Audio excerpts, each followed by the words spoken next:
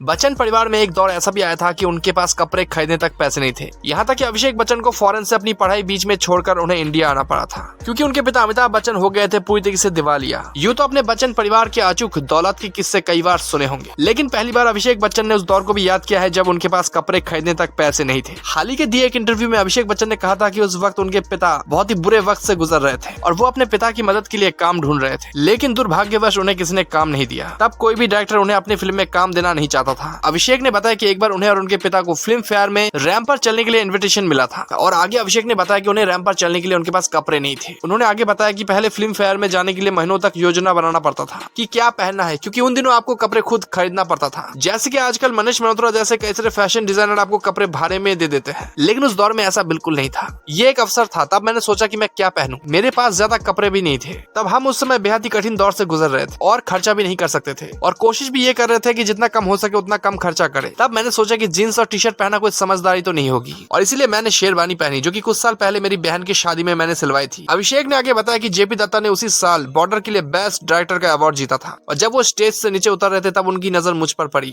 तब वो हैरान रह गए। उसके 2 दिन बाद उन्होंने मुझसे मिलने के लिए कहा, और इसी के चलते मुझे पहली फिल्म रिफ्यूजी मिली। साल 1995 में अमिताभ बच्चन ने खुद की एक कंपनी खोली थी, ABCL यानी Amitabh Bachchan corporation limited. Company शुरुआत में ठीक ठाक चली। साल 1996 में कंपनी ने मिस वर्ल्ड जैसी बड़ी इवेंट भी करवाया, लेकिन साल 1999 आते आते ये कंपनी बहुत ही बुरी तरीके से ठप पड़ गई। हालत ऐसी हो गई थी कि घर तक बेचने की नौबत आ गई थी। यहाँ तक कि कंपनी में लगभग 90 करोड़ का कर्ज तक चढ़ गया था, और साथ ही धीरूभाई अंबानी ने अमिताभ बच्चन के लिए मदद का हाथ भी बढ़ाया था, जिसको अमिताभ बच्चन ने ठुकरा दिया। लेकिन जब अमिताभ बच्चन जी को कौन बनेगा करोड़पति में मौका मिला, तब अमिताभ बच्चन फिर से किंग बनकर उभरे। तो ये है अमिताभ बच्चन और उनके परिवार का स्ट्रगल। वैसे इस वीडियो को लेकर आपकी क्या राय है, अपनी राय कमेंट सेक्शन में जरूर बताएं। चैनल को सब्सक्राइब कीजिए। धन्यवाद।